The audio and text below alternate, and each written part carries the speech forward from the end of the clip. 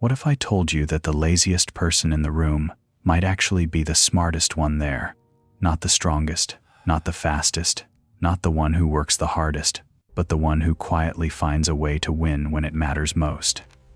This isn't a story about discipline or grinding day and night. It's about something far more powerful: the ability to think differently. Because sometimes, the people who refuse to struggle in the usual way are the ones who end up discovering a better path no one else sees. And today, on Quiet Growth Lab, you're about to witness a story that sounds almost impossible. A boy who was mocked, underestimated, and labeled as lazy, yet somehow managed to defeat the strongest men in the kingdom. Not with strength, not with speed, but with something far more dangerous: his mind.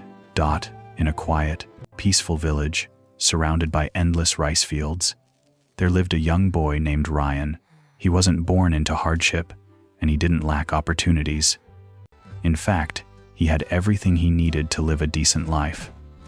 But there was one thing that defined him above all. Ryan was lazy, not tired, not overwhelmed, just unwilling to put in more effort than absolutely necessary. Every day, he followed his father into the fields, where the sun burned hot and the work never seemed to end. But while others bent their backs and chased away birds from the crops, Ryan refused to do things the hard way. Instead, he came up with a clever trick.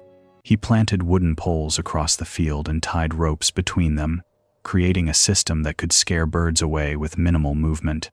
While others ran, Ryan lay down and rested. While others worked harder, Ryan worked smarter. And for a while, it seemed like he had figured life out. But there was a problem no one could ignore forever. Ryan's father saw everything, but he said very little. He didn't raise his voice, didn't scold, didn't force change. On the surface, it looked like acceptance. But deep inside, a quiet fear was growing stronger each day. He knew something Ryan didn't yet understand: that life doesn't always allow shortcuts. That one day, effort wouldn't be optional. And the question that haunted him most was simple, yet terrifying. What happens when I'm no longer here? Because laziness rarely looks dangerous in the beginning. It often disguises itself as cleverness, as efficiency, even as intelligence. And for a while, it works. It lets you get by. But beneath that comfort, something critical is missing: resilience. And sooner or later, life has a way of exposing that weakness. Not gently, not gradually, but all at once, when you're least prepared. That moment came without warning. A brutal dry season swept through the village, draining the land of life and turning the fields into dust. At the same time, Ryan's father fell seriously ill, too weak to even stand, let alone work. And just like that, everything changed. For the first time in his life, Ryan was alone with responsibility. No one to rely on, no one to cover for him. No shortcuts left to take. The work was relentless, the sun unforgiving, and the silence overwhelming. He tried to keep up, pushing himself harder than he ever had before, but it wasn't enough. His body wasn't trained for this. His mind wasn't disciplined. And slowly, painfully, the crops began to wither and die. Each passing day felt heavier than the last. Until one night, under a sky filled with cold, distant stars, Ryan sat alone in the darkness, completely still. And for the first time in his life, he felt something he had never truly faced before. Not fear, not exhaustion, but regret. Sitting alone in the darkness, Ryan's thoughts grew louder than the silence around him. Why didn't I try harder? Why did I waste so much time when it mattered most? The questions hit him harder than any physical pain ever could. For the first time in his life, Ryan saw the truth. Clearly, being smart was never enough. Intelligence means nothing if you don't have the discipline to act when it truly counts. All those shortcuts, all those easy days, they had led him here, to a moment where he had nothing left to rely on. And just as the weight of that realization began to sink in, when it felt like everything had already slipped beyond his control, something unexpected appeared, not a solution but a chance. The next morning, the quiet village buzzed with unusual excitement. A royal messenger had arrived, delivering an announcement that spread like wildfire. The king was hosting a grand competition at his palace, open to anyone brave enough to compete. The reward? A chest filled with gold, more than enough to restore Ryan's failing farm and save his family from ruin. The moment he heard it, something shifted inside him. Around him, villagers scoffed and laughed. A lazy boy like you, competing against trained warriors? They mocked, but for once, their voices didn't matter. Ryan wasn't thinking about pride or reputation. He was thinking about survival, about his father, about everything he stood to lose. And for the first time in his life, Ryan had something he had never truly felt before, a reason strong enough to push him forward. When Ryan finally arrived at the palace, he found himself surrounded by competitors who looked stronger, faster, and far more prepared than he was. Then the first challenge was announced: cross a massive lake, and only the first 3 to reach the other side would advance.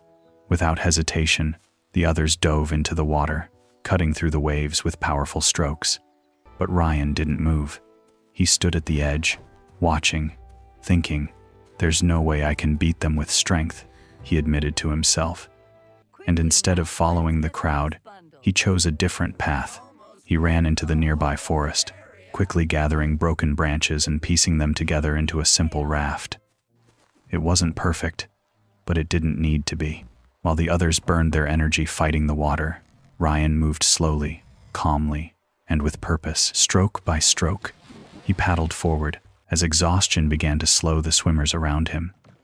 One by one, they fell behind, and when it was over, Ryan reached the shore in 3rd place, not because he worked harder, but because he refused to think like everyone else. The final challenge was unlike anything Ryan had faced before.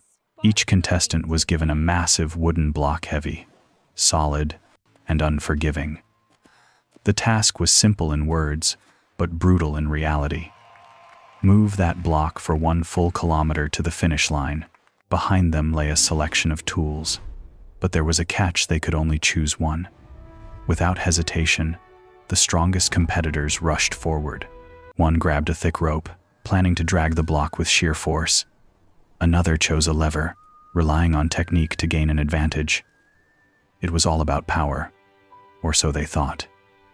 Then came Ryan. He stepped forward slowly, his eyes scanning the tools, his mind working in silence. And then, to everyone's surprise, he picked up a small knife. The crowd couldn't hold back their laughter. A knife? How could that possibly help him move something so heavy? But Ryan ignored the noise. He didn't rush. He didn't panic. Instead, he sat down beside the block and began carving. At first, it looked foolish. Minutes passed, then more. The other contestants were already struggling down the path, sweating, straining, exhausting themselves. Meanwhile, Ryan kept carving, focused, patient, precise. Nearly an hour later, something changed. The shape of the block began to disappear. The sharp edges softened, and then, suddenly, it wasn't a block anymore. It was a sphere, a perfectly rounded wooden ball. Ryan stood up, placed both hands on it, and gave it a gentle push. It rolled forward with ease. No strain, no struggle. While others fought against weight, Ryan had removed the problem entirely. And just like that, he began moving forward effortlessly, smoothly, and with a quiet confidence no one had expected. With steady determination in his eyes, Ryan continued pushing the wooden ball down the path. It rolled faster with every step, gaining momentum as if the journey itself was helping him move forward. Ahead of him, the other contestants were slowing down, their strength fading under the relentless weight of their choices. But Ryan wasn't fighting. The task had redefined it. Step by step, He closed the distance, then passed them, and before anyone could fully process what was happening, it was over. The boy they had laughed at, the one they dismissed as lazy, crossed the finish line first. For a moment, the entire arena fell into stunned silence. No cheers, no movement, just disbelief hanging in the air. And then, like a wave breaking, the crowd erupted. Cheers echoed across the field, louder than anyone could have imagined, because they hadn't just witnessed a victory, they had witnessed something far more powerful. The triumph of a different way of thinking. This story isn't really about laziness, it's about awakening. It's about that moment when comfort is no longer enough, when excuses stop working, and when reality forces you to see yourself clearly. Because the truth is, lazy people aren't always weak. Sometimes, they're just waiting for a reason strong enough to move them. Ryan didn't transform because he suddenly became disciplined overnight. He changed because life gave him no other choice. And in that pressure, he discovered something power, not just the need to act, but the ability to think differently. So, if you've been feeling stuck, unmotivated, or lost in your own comfort zone, don't rush to blame yourself. Instead, ask the one question that matters. What is my reason? Because the moment you find something worth fighting for, everything shifts. You don't just work harder, you see smarter, move faster, and grow stronger in ways you never expected. If this story changed the way you think, take a second to share your thoughts in the comments, and subscribe to Quiet Growth Lab. Because real growth isn't about noise or pressure, it's quiet, intentional, and powerful.